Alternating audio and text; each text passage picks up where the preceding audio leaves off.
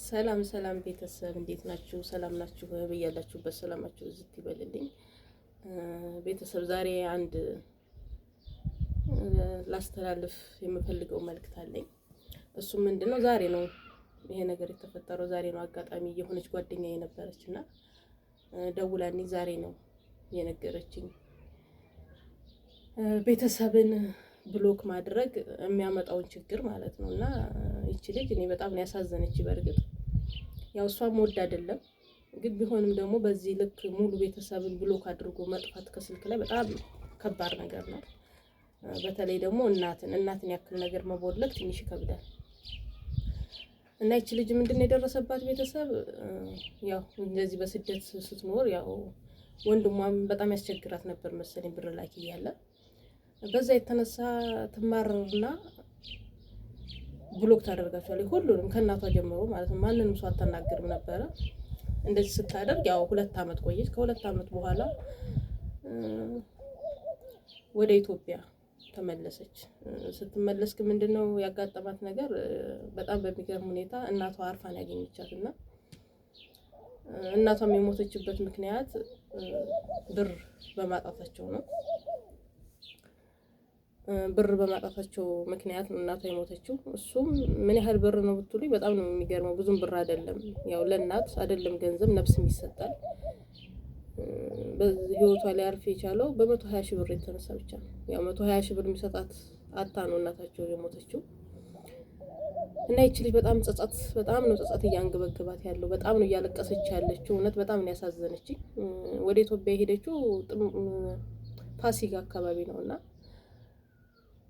እኔ ኦንላይን ላይ በጣም አጥቻት ነበረ። ኦንላይን ላይ የለችም እና ይሄው ዛሬ ነው ራሱ የደወለችልኝ ገናና እኔ በጣም ነው የተሰማኝ። በጣም ነው ያዘንኩት። እና ምን ልላችሁ ፈልጌ ነው፣ ቤተሰብን ብሎክ አታድርጉ። ቤተሰብን ብሎክ ማድረግ ጉዳቱ ያመዝናል። ከፋም ለማም ቤተሰብን ብሎክ ማድረግ አስፈላጊ ነው ብዬ አላስብም። እንደው ማድረግ ካለብን እንኳን የሆነ ማድረግ ያለብንን ሰው መርጠን ብናደርግ ጥሩ ነው። ብሎክ ማድረጉ እኔ ልክ ነው ብዬ አላስብም። ግን ግዴታ ማድረግ ካለብን ማድረግ ያለብንን ሰው እናድርግ። ግን እናትን ብሎክ አይደረግም። ምንም ብትበድል እንዴት እናት ላይ እና የእናትን ስልክ ብሎክ ይደረጋል? ይህቺ ልጅ ብሎክ በማድረጓ በማትረባብር የእናቷን ህይወት ተነጠቀች። በርግጥ የሰው ልጅ ያው በቀኑ ነው የሚሞተው። ያው ቢሆንም ደግሞ ያው እናትዬ የሞተችበት መንገድ በጣም ጸጸት ነው ለልጅቷ። ምክንያቱም በገንዘብ የተነሳ ነው የሞተችው። ምክንያቱ ገንዘብ ነው። ብር በማጣቷ ነው የሞተችው። እና በጣም ያማል። ልጅቷ በጣም ስቀቀን የሆነባት አሁን ለሱ የዘላለም ከሆድ የማይወጣ ጸጸት ማለት ነው። በጣም ነው የምታሳዝነው። አንጀቴን ነው የበላች። በቃ ደውላ የሆነ በቃ መናገር ነው ያቃታት። ስቅ ብላ ያለቀሰችው። እናቷ ከሞተች ያው ወደ 8 ወር እንደሆናት ነው የነገረችኝና ደጋግሞ ሲደውሉላትም ነበረ በኢሞ በሌላ ስልክ ሲደውሉላት ብሎክ ታደርጋለች። አታዳምጣቸውም ነበር እነሱን ራሱ ማለት ነው። አትሰማቸውም። ምን ሊሏት ምን እንደፈለጉ እንኳን አታዳምጣቸውም ነበር። መጨረሻ ላይ ምንድነው ያደረገችው? ብላ ጭራሽ ማለት ነው ጭራሽ ኢሞዋን የቀየረችው። እስከዚህ ደረጃ ነው የደረሰችው። በእርግጥ ይቺ ልጅ የምረዳት ነገር አለ። ወንድሟ በጣም ያስቸግራት ነበረ። በጣም ነው ወንድሟ የሚያሰቃያት የነበረው በብር ምክንያት ማለት ነውና በጣም ይጨቃጨቁ ነበረ። ትነግረኛለች ብዙ ጊዜ እየደወለችና ያው በሱ ምክንያት ቤተሰቦቿን ሙሉ በሙሉ ብሎክ አድርጋ ወጣ። ያው ለገንዘብ ስትል ያው እናቷን አጣቻት። ያውም ለዚህ ለማይረባ ገንዘብ ማለት 120 ሺህ ብር ማለት አንድ ስደት ላይ ያለች ሴት ያው የ2 ወር የ3 ወር ደሞዝ ቢሆን ነው፣ ከዛ አይዘልም። ብቻ ያው ለላችሁ የፈለኩት ተጠንቀቁ። ቤተሰቦቻችሁን ብሎክ አታድርጉ። ለቤተሰቦቻችሁ ምንም አይነት ገንዘብ አትስጡ። ገንዘባችሁን ያዙ። የመዳም ቅመሞች እንዲየተቃጠላችሁ ምናምን የሚል ብዙ ሰው አለ።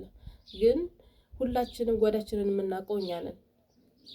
መቅደም ያለበት በህይወታችን ውስጥ ቤተሰባችን ነው። ቤተሰብ ሊሆን የሚችል ቤተሰቦቻችን ብቻ ናቸው ለኛ የክፉ ቀኖች ለኛ ደራሾች እንጂ በየሚዲያ ላይ ያለው ሰው ለኛ ሊደርስልን አይችልም። ክፉ ቀን ቢመጣ ቤተሰቦቻችን ናቸው ለኛ ያሉን። እና አንዳንዶች አሉ ብዙ ሰዎች በየሚዲያው እየወጡ በቃ ለቤተሰብ ለማንም ሰው ገንዘባችሁን አትስጡ፣ ቅመሞችዬ ብራችሁን ያዙ፣ ብዙ ነገር ይባላል። እኔ ይሄንን ሐሳብን ያልደግፈው በጭራሽ ማለት ነው። ለገንዘብ ብዬ ገንዘብ ለመያዝ ብዬ ቤተሰቤን አልተውም። ሲጀመር ያው ብር ፈጣሪ እሱ ሲባርከው ነው። ስለበዛም ስላነሰም አይደለም፣ ፈጣሪ ሲባርከው ነው። ያው ብዙ ብር ስለያዝን የሚጨመርን ህይወት አይኖርም፣ ስላልያዝንም ደግሞ የሚቀነስብን ህይወት አይኖርም። ስለዚህ ቤተሰቦቻችንን አንተው፣ ለገንዘብ ብለን ቤተሰቦቻችን ላይ እንደዚህ አይነት ነገር አናደርግ። የዚች ልጅ የደረሰባት ነገር እውነት ሁላችንም ትምህርት ሊሆነን የሚገባ ነው። አንዳንዶች አንጠፋ። ያው እንግዲህ ካዳመጣችሁ እስከ መጨረሻ ትምህርት ይሆናችኋል ብዬ አስባለሁ። እውነት እኔ በጣም ነው ውስጤ እንትን ያለው። በእርግጥ በቤተሰቤ ላይ እንደዚህ አላደርግም፣ መቼም አያደርግም አይመስለኝም። ግን እንደዚህ ማድረግ የምታስቡ እንደዚህ የሚያደረጋችሁ ካላችሁ እባካችሁ ፕሊስ እንደዚህ አታድርጉ። ቤተሰብን ብሎክ አታድርጉ። ቤተሰብን ብሎክ ማድረግ ጉዳቱ እየበዛ ነው። ጉዳቱ ያመዝናል እና ቤተሰባችሁን ብሎክ አታድርጉ። ከቻላችሁ ተረዷቸው። ያው ካልቻላችሁ ደግሞ ዝም ማለት ነው የሚሻለው። ምክንያቱም እንደዚህ አይነት ክፉ ቀን ሊመጣ ይችላል እና እባካችሁ እና በጣም ወዳችኋለሁ፣ አከብራችኋለሁ። በጣም አመሰግናለሁ ስላዳመጣችሁኝ። ቴንኪው